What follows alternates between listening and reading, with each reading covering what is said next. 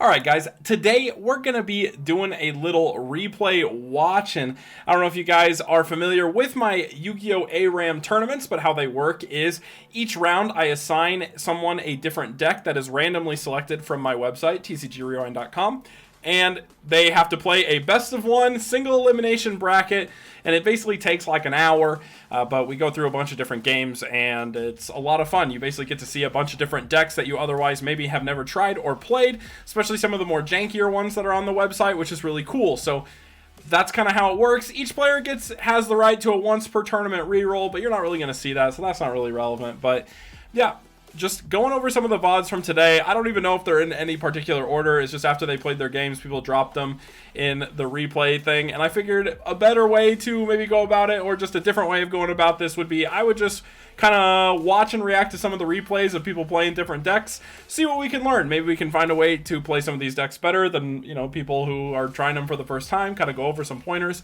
and also just kind of see what kind of spicy things happen when a bunch of random decks interact. So we'll just hop right into it. We'll start off with, we got Jack Pino versus Kingian. Kingian, one of the OGs on my stream from way back. All right, so looking like we got Fish versus Relinquished. We'll go ahead and fast forward. Starting off with just a Treeborn Frog, getting the Veiler off on the tour guide, which is pretty sick. And looks like we got Treeborn coming back, tributing for Caius, targeting the back row, which immediately gets hit by a Veiler, which makes sense.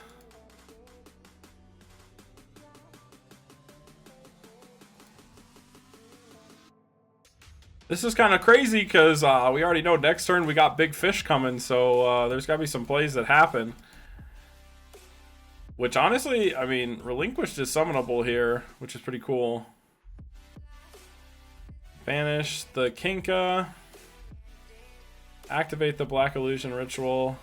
Now see, this is pretty interesting. Yeah.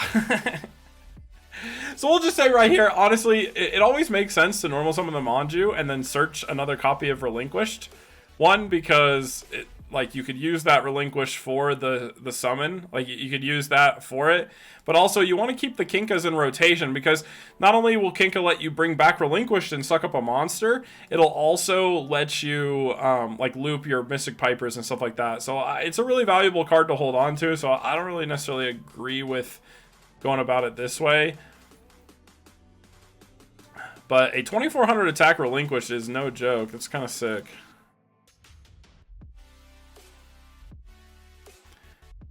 $24 coming in. The Gores comes out. That's a bit unlucky. And then, oh, we got Big Fish. Interesting. Wow. Big Fish right into the OTK. Damn, it just ended like that. For some reason I didn't see that coming, but yeah, that's a lot of damage on board. So, hey, congrats to Kingian. So coming up next, we got IJN Atago versus Jurak Waiba, also known as Greg.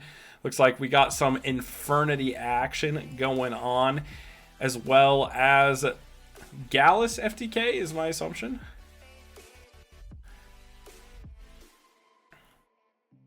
So we see the warning coming out, Armageddon Knight dropping a bunch of stuff. He activates the launcher and then searches Barrier, which is kind of spicy. I mean, I guess it protects from Heavy Storm, which is what he's afraid of. So now Venus comes out. Barrier's going to pop the Venus. Hyperion's going to come out, pop the launcher. Makes sense. Get rid of that card. Then we're swinging in again. Avenger comes in. Okay, this is pretty spicy. He chains Call of the Haunted to the Maxi to deny the draw, which then also enables him to go into Trishula if he wants. I don't know why he sent Mirage off of the Armageddon. He could have definitely sent something more useful, like a Necromancer or something. But yeah, now we're going to see Trishula resolve, hitting all three cards right there. 2,700 damage going in. Greg rips a Shine Ball, which feels great. And then we got Witch of the Black Rose, adding the Veiler that he wishes he still had. He puts the Witch of the Black Rose back in his hand just to maybe try to get something different. Tour Guide into Sangan. Break coming out. Popping the Sangan. Interesting. And That is, look, oh, I see. He did it because he had game on the next turn. What's interesting is this is still going on, so we're definitely going to ride this out, see what happens here, you know. We got the 27 going in. He Valors before battle, and yeah, looking like a fat dub. All right, well, hey, congrats to Tago. This was Tago's first time playing in one of these tournaments. It seemed like they had a really good time, which was pretty cool. So, yeah, we'll move on to the next. All right, Leigh Murphy versus Kirk. Leigh Murphy starting off with the die roll 1. It's interesting that the replay shows who was spectating. Okay, so we got, the Mech Lords versus the Cat Sith Control, or Unicorn Control, whichever one you want to call it. Wow, this was actually able to clear the 1000 defense. That feels kind of bad. Setting the Dark Hole is kind of interesting on Leigh Murphy's part. I don't really see a lot of people do that. Swinging into some Scapegoat tokens. He sets a warning, gets Chaos Orc, immediately warnings that Chaos Orc. Then we got the Salvo. We got a really cool combo here, because now he can synchro for some stuff, but we got the Phoenix Wing Wind Blast reacting to it, which is actually insane, because he's going to not only spin a card, he's also going to pop a card. Goes for spinning the tuner, which makes sense. Chaos Orc comes out, he attacks. Reason why he attacks there is so he doesn't risk a Valor, which makes sense. If you get Valored there, then you can he could just normal summon and synchro, because this Chaos Orc won't be able to attack. So now he goes for this interesting Reborn play, and I'm unsure how I feel about it, because I feel like with the tuner, it's better to just make another synchro, but because like you could synchro for Barreto, but I guess with the Strategist in your hand, it's not even that good, so maybe just Reborning here is better. Kirk goes for the Reckless Greed, gets the Formula Synchron, fakes out that he's banishing a Light in the Dark for the meme. And then we got 626 going in, which then results in the Gores. So now we got main phase 2. Synchroing into Scrap Dragon, popping the Bredo and the Gores. And then Kirk gonna drop the Duality, add another Reckless to the hand, which feels kind of good. And he just activates it right out the gate to try to see if he can get anything. And it looks like it's doomed, because he has literally double warning set. And Leigh Murphy drawing out his deck to see what else is in there. Alright. So up next we got Kingian versus Leigh Murphy. And to be honest, I actually wanted to redo this one. I like watched it, and then while going back and editing, I realized there was like a lot of misplays that took place. So we can kind of take a look at what that looks like. We got Leigh Murphy on the Spaceships, which is super hype. He goes for the turn 1 Thunder King into the pass, and then we have the MST come out onto the back row, makes some sense, into the Smashing Ground. And see, this is where I actually have the issue, and technically Honest is going to be the exception to this rule, where Honest is going to like prevent this. But the whole reason why you have Zombie World in this deck is because of the fact that you can like play for crash plays, right? So what I would do in this scenario, obviously Honest is still going to deal with this, but I still think it's like, you know, the exception to the rule doesn't make it not the correct play, right? But what I think I would do is I would actually normal summon the Giant Rat and activate Zombie World, and then just crash Rat to get a Pyramid Turtle, then crash Pyramid Turtle to get the Red Eye Zombie Dragon.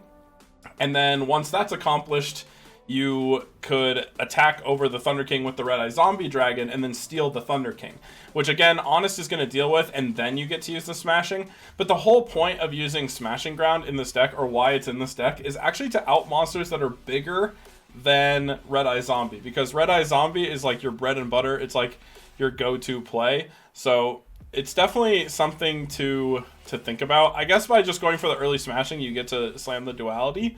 But I do think like Red Eye Zombie is so cool at like, you know, trying to like, I think the most beneficial board you could have in this game state is crashing the Rats to just get Red Eye Zombie and stealing the Thunder King. And also technically, if they do have the Honest, outing the Honest there doesn't even feel bad either, because Honest is like one of the only ways Spaceships can OTK, which I don't even know if Kingian knows he's on Spaceships at this point. But instead, we're just going to swing in. Then go for a duality into a pyramid turtle. Seems fine.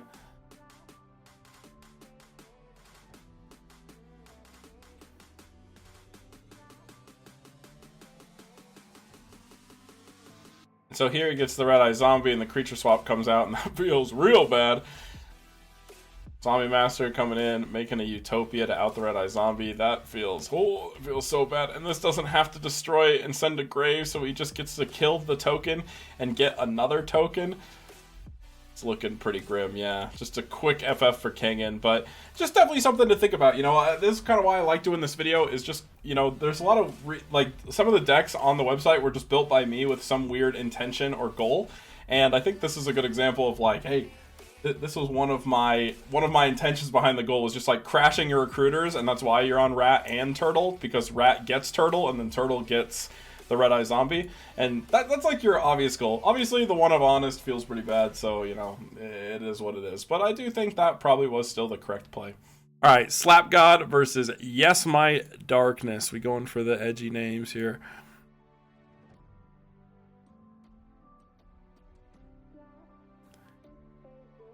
Looks like we got KFC versus Flamel Sworn. That's pretty cool.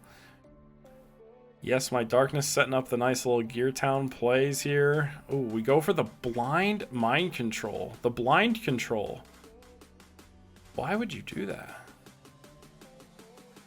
It works, I guess, but it's still kind of bizarre.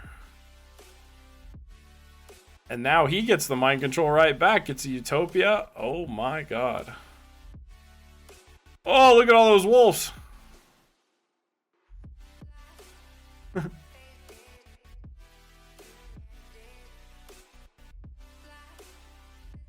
Alright, so now we got the Lumina play going for a big mill, but it's already game because, yeah, you don't got nothing. Dang! Swift Dub coming in for Yes My Darkness. Alright, let's look over. Hey, this is me! I was playing against Kirk. Sometimes we're short a player. Usually I try to avoid playing, but you know, if we're short a single player, I'll come play. Kirk playing, he was playing Nordics, but it looks like his hand was some hot ass here, opening the double Tengu. He leads with the bottomless set. I normal summoned Thunder King, and I was so sad that he had the bottomless because of the fact that I was hoping it was warning so I could just Monster Reborn and kind of blow him out, but he did not have it, so we're chilling. I think I can go for Tour Guide into the Thunder King. Doesn't work out because he's got the Veiler. Then I just Synchro or Monster Reborn, go for the Battery Man plays. I know that if I happen to kill, like he drops a Tangnostia or something, I can bounce it, but I decided to avoid attacking just to guarantee things goes in my favor.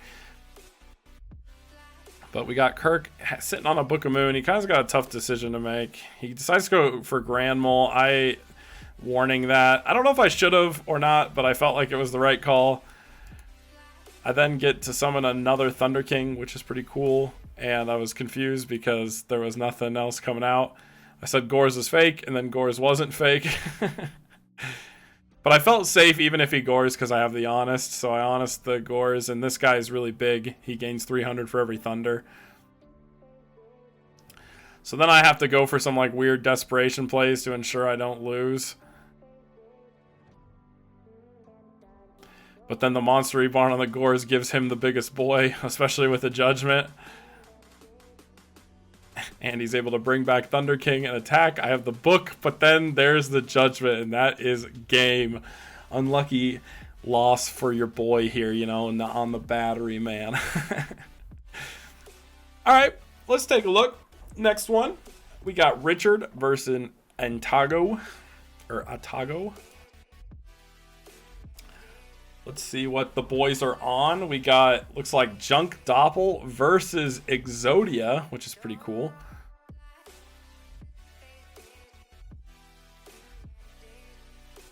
Oh, Richard electing not... Oh, I guess he already has a bribe set.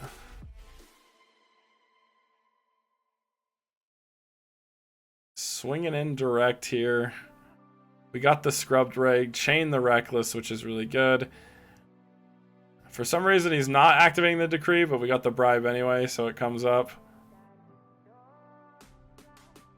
Lone Fire going in for a synchro play. Black Rose getting Starlight Rhoda, then Dark Hole comes out. Rhoda for the Doppel Warrior. Monster Reborn, the Black Rose. Banishing for Spore, making a Bryanak. Interesting plays here. Does he have enough for Dad yet? He does have exactly 3 for Dad. Doesn't want to drop it though. Oh my god, Richard is sitting on 4 pieces of Exodia here. The Scrubbed Raid coming in clutch. Stalling out as much as possible. It sucks he hasn't seen like a Sangan or anything, or like an Emissary, because that would just win the game. Oops, I paused it.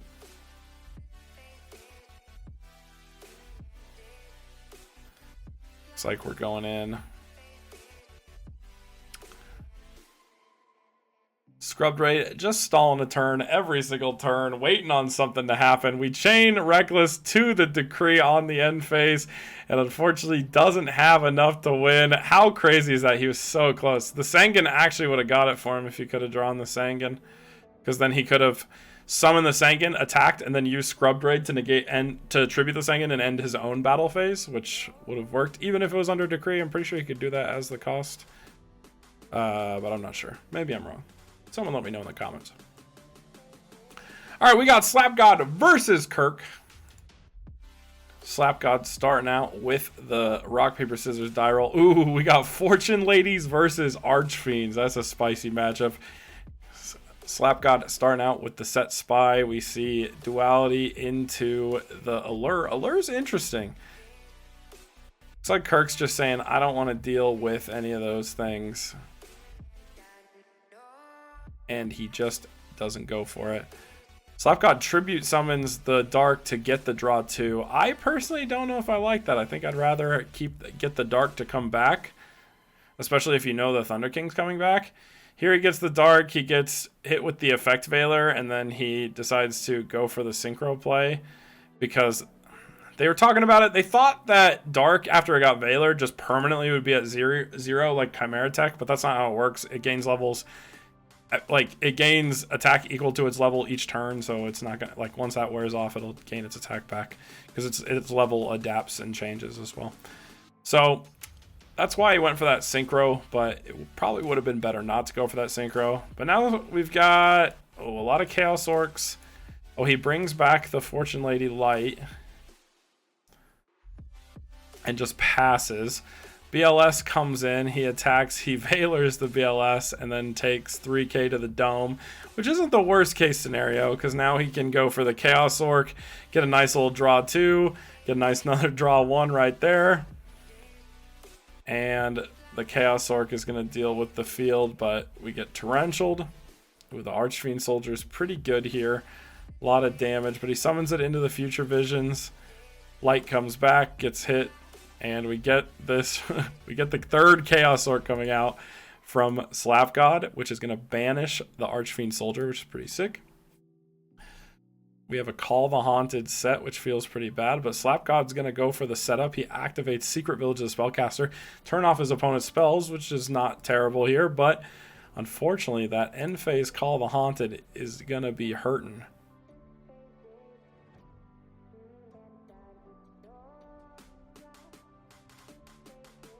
Oh, wait.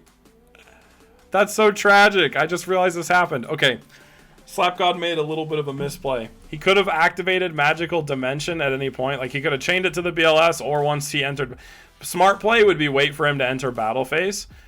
And instead of using the Veiler like that, you Magical Dimension, tribute your own Chaos Orc, and special summon the Veiler, and then you get to pop the BLS.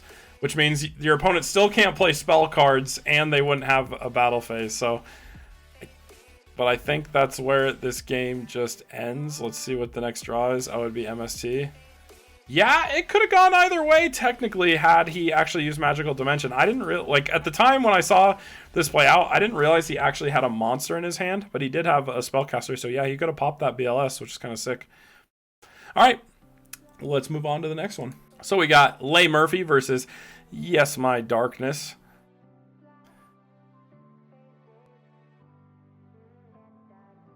Looks like we got Macrocosmos versus Malefic. That's pretty spicy. Starting out with some big boys. The tour guide gets sniped. That actually feels really bad because tour guide goes really hard with this hand. And we have information on the judgment. It's going to resolve. He's going to get the Galvatron. I mean, he Solemn Judgments the Malefic Cyberend, and I'm kind of unsure why. I don't even know if that was necessary since you have so much removal. But I guess it's kind of hard to deal with. You don't really want to crash into it, so I guess. But now he's like dangerously low on life points. Like if a Malefic Cyberend summons, it's going to be really hard. But he's got the Vanity's Emptiness just in case. Looks like nothing comes from it. There's no Malefic Cyberend drawn. This honestly could go either way, which is absolutely crazy. 1,500 going in. He's down to 100 life points. But yeah, nonetheless, yes, my darkness hanging on by the skin of his teeth. All right, Kurt versus Atago. Let's see how it goes. Ooh, we got the Naturia versus the Worms. It's actually a pretty terrible matchup for Worms here. It's because of the Bamboo Shoot, and he doesn't have an immediate out to the Bamboo Shoot, so it's feeling kind of bad here. He swings in, gets bounced, and honestly, I'm not sure why he decided not to use his normal summon, like back to tribute again. Basically, if he wouldn't have used his normal summon off the Yagen bounce, nothing comes from it. But this heavy storm hits pretty hard too. Another Dragonfly coming out, and we're swinging in for a bunch of damage, but Kirk still kind of hanging on in there a little bit. You know, he's down a lot of life points, got like a double MST back row, which doesn't feel great either. But currently holding board control. The Bamboo Shoot comes back out. Doesn't really matter. Takes another 200. And then he swings in with the Dragonfly, which is going to bounce. And that's not the worst thing. Thunder King perfectly outs the Dragonfly as well. Cliff comes in. He summons the Cliff, crashes. And he gets a Dragonfly because now it's going to be above the Thunder King's attack. So he can clear through it, which is pretty cool. End phase MST coming out. So here he summoned the Zex, and he could have brought back Yagen for free, and I'm unsure why he didn't bring back Yagen for free, because I feel like that's a really good play.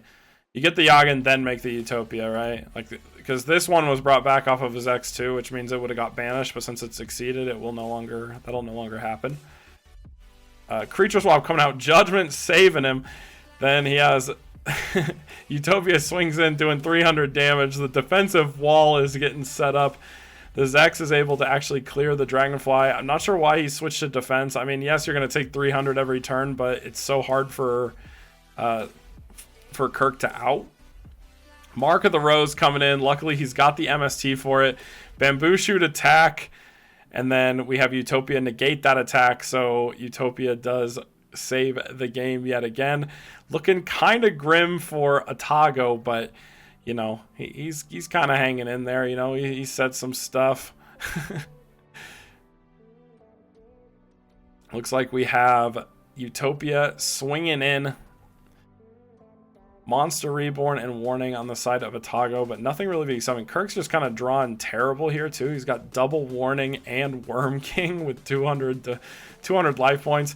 Drew a Starlight Road. That's like kind of useful, but Heavy Storm's already been used, so it doesn't really feel that great. Cliff is going to die and get another monster, which I'm pretty sure is just going to be Dragonfly, because now it's a big boy, which is actually strong enough to deal with the Utopia. Now here, this is actually kind of cool, because the Cliff dies in the Mirror Force, and he just gets to summon another Dragonfly, which is now significantly bigger because of that. Forcing the detach and then passing.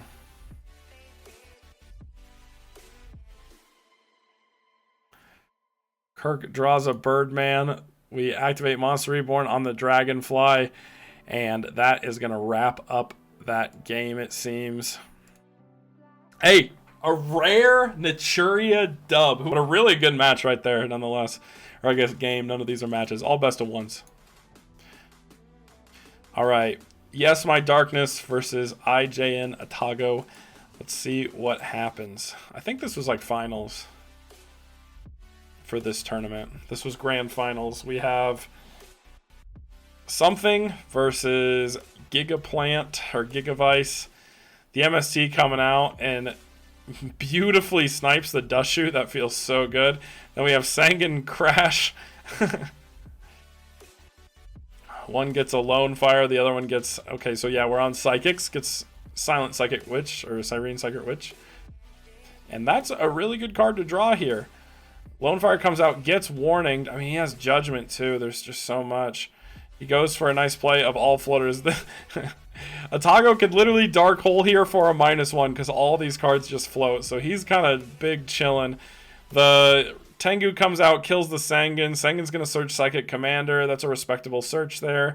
He summons the Psychic Commander, hands his opponent the Witch, and then goes for a Bryanak play to force guaranteed game because he can't Gorz there.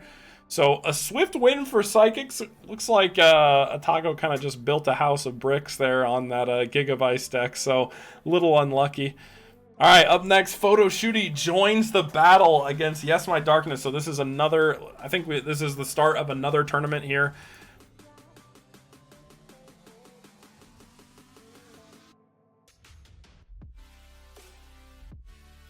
So we got Photo Shooty on Volcanics versus Yes My Darkness on Agents, which is pretty spicy. We got the Sangan searching the Volcanic Shell. That feels pretty good. Getting another Volcanic Shell. Hyperion comes out, banishing from the hand, which is spicy. He could have normal summoned Earth first, which I think was actually better. But then, like, I don't even know what Photo Shooty does here. He reborns the Trag, swings in. Okay, that's pretty good. That Trag... Uh-oh. That's not very good for Photo Shooty. The Honest is just going to end the game. That's a bit of a depressing one. Photo Shooty only seeing shells and scatter shots in his opening hand. That's not really ideal. All right, so we got Slap God versus IJ and Atago again. I'm actually running this replay back because there was a lot of stuff I missed, I realized when I was editing this as well. So we're starting off with a nice little T set. Randy Space could have been risky. Like, that's a bit punishing. But we get to see the Arsenal Bug Arsenal Bug coming out. We got a nice beater. You know, we got the 2K attack. I'm kind of excited about this matchup. This isn't a matchup you really see. Like, no one really messes with this insect deck, but it's actually kind of cool. It's definitely something I enjoy seeing.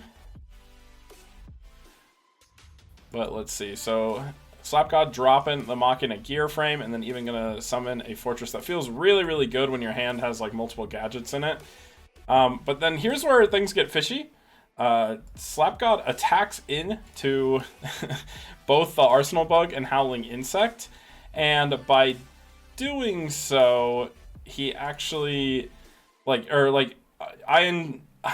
and Atago didn't actually search off of Verdant Sanctuary, which feels really bad, because you definitely can search 2 level 3 monsters as well as special summon from the deck, which is obviously what you'd like to do in this situation. But he's just going to summon Infernity Beetle, which then gets Smashing Ground. He then searches off of that, so maybe Atago is under the assumption that Verdant Sanctuary is only when something's destroyed by card effect and not by battle or card effect, which is what it says there.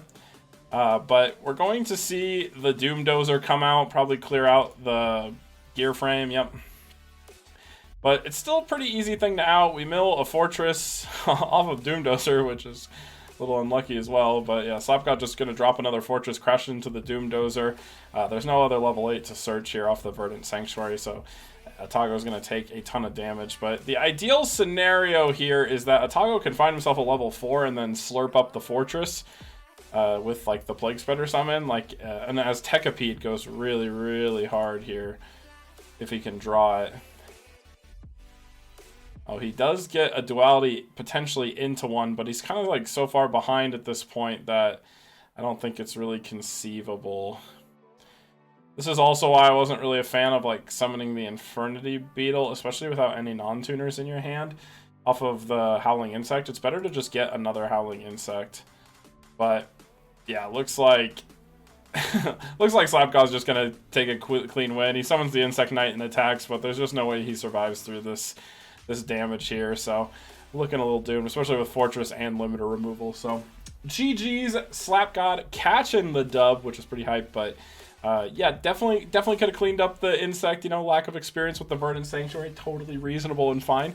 But would love to see this deck played at its full potential. Moving on to next, we got, it's me versus Kingian, and I was playing Blackwings. I remember this game very distinctly because I definitely felt like I was playing a Blackwing gamer. You know, I was definitely playing Blackwings. I didn't just open Heavy Storm, Darkhold, Monster Reborn. So we get a pretty nice looking heavy. I then Darkhold Monster Reborn so he doesn't get the search, and get a Catastor because then he can't Horn of the Phantom Beast me. I have a warning for the Bryanex, so I'm just kind of opening the nuts here. I didn't want to summon because I was worried about Torrential, but then he summons this Rush Rhino, so I decided to go for a Delta Crow anti-reverse because assuming he Torrentials, which he did, I can then just drop Dark Arm Dragon and he's down to top decking, which is kind of crazy. Although a TG1 EM1 top deck really do kind of hurt. But I swing in again for 28, dropping him to 2, and he rips a warning. He forgot to take his search there at the end there, so... But, yeah, I kind of just one-of'd him. Definitely felt like I was playing Blackwings, right? You know, you saw me do Blackwing things. Alright, Richard versus Kirk. Looks like we got Lancer Frogs versus Ancient Gear. That feels pretty good. Wait, that's interesting.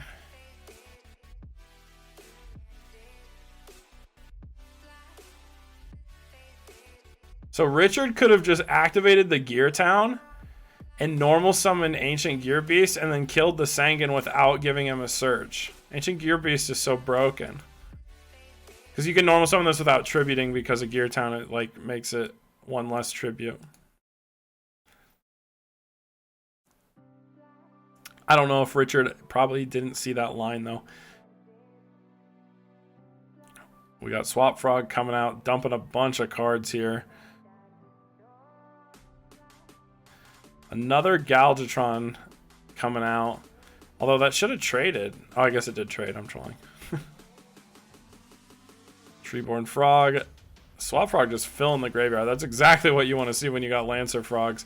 But he elects for the Light and Darkness Dragon instead of going for the Sea Lancer. But I guess it's like, okay, because then like the Gear Town can't trigger.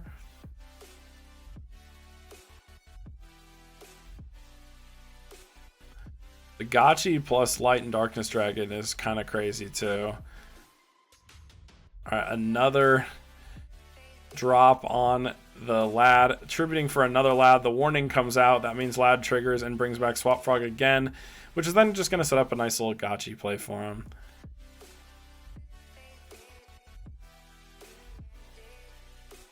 The third Gear Town coming out, getting another Galvatron. Got nice board control on the side of Richard, but he actually goofed here. He summoned Malefic Cyberend, which locks him into attacking. And we were trying to figure out if he has game right here because of the limiter. If he would have just attacked and did 5k over plus 6k over the 23. It's a lot of damage. He just lost 17, so yeah, he was at 6k. So 5,000 over 23. That's 27. And then 6,000 over 23. That is 37. So yeah, that would have been game. I'm pretty sure.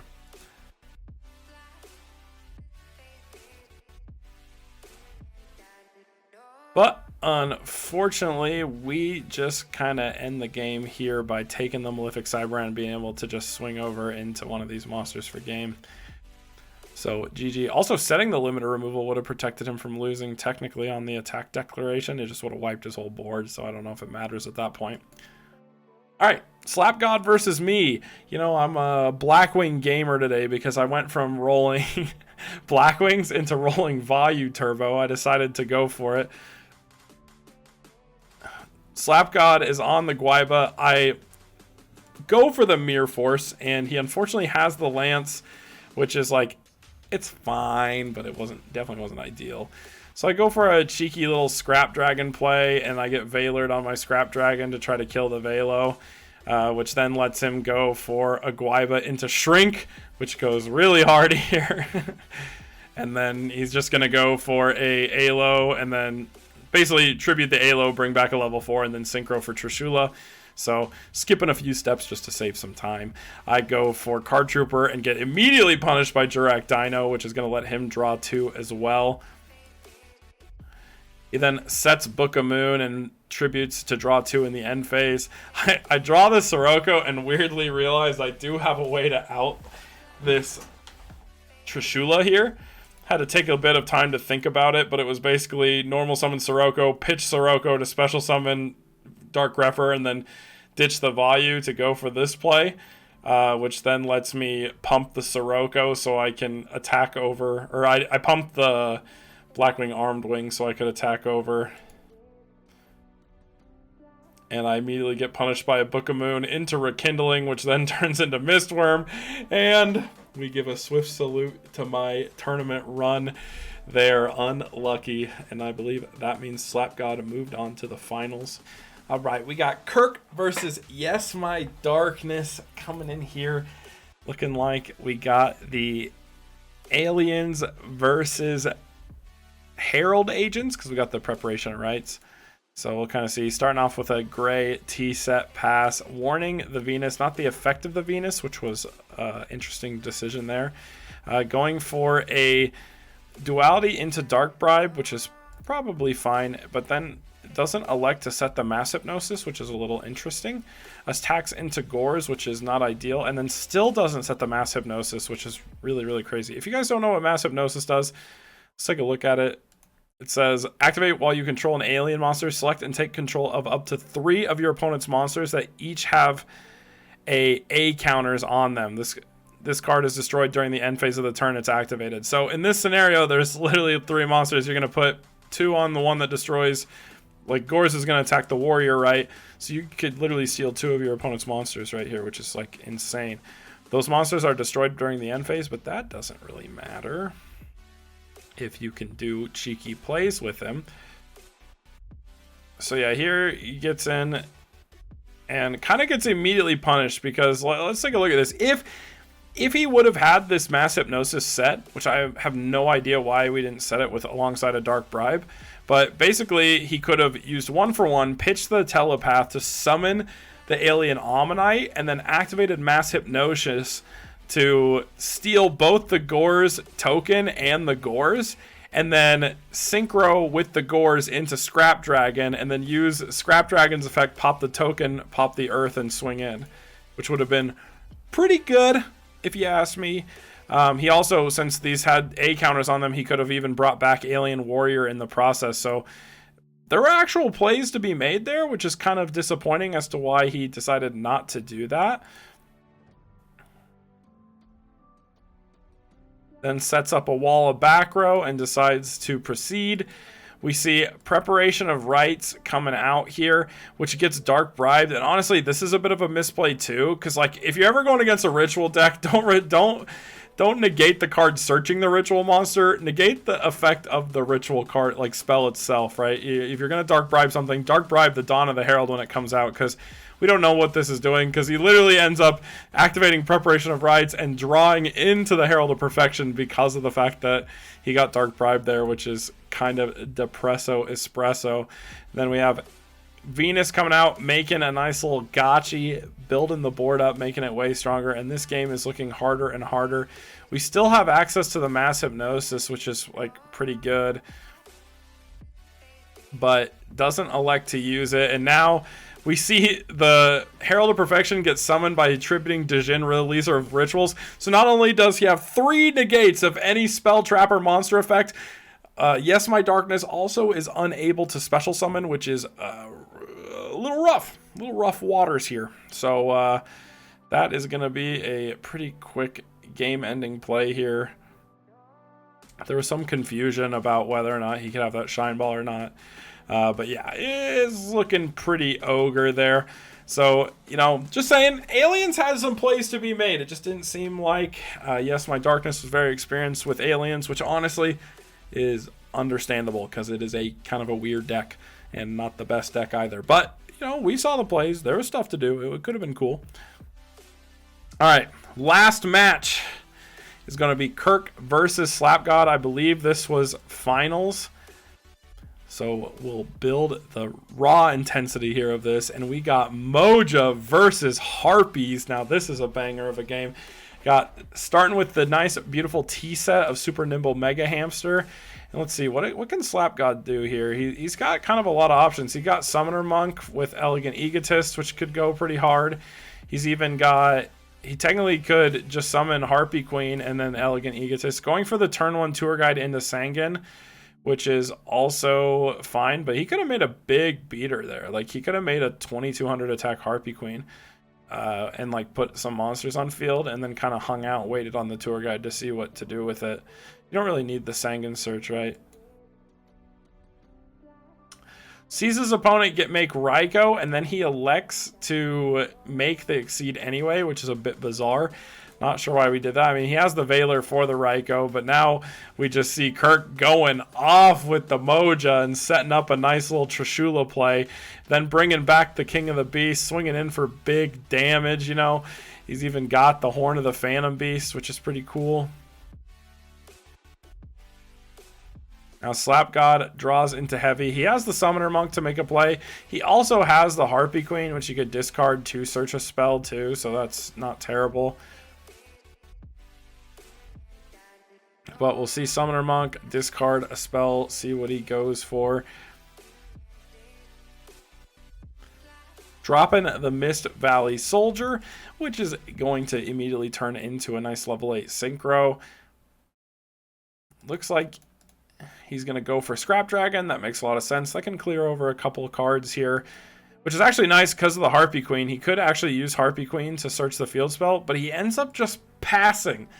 So if he really wanted to be safe here, he could have activated Harpy Queen's effect, searched the field spell, used Scrap Dragon's effect, popped the field spell in the back row, and then he could have just attacked into the Trishula to swing over it guaranteed, which would have definitely been the better play than just passing. He had options, just kind of probably wasn't thinking about the fact that Harpy Queen is going to search a spell and trap.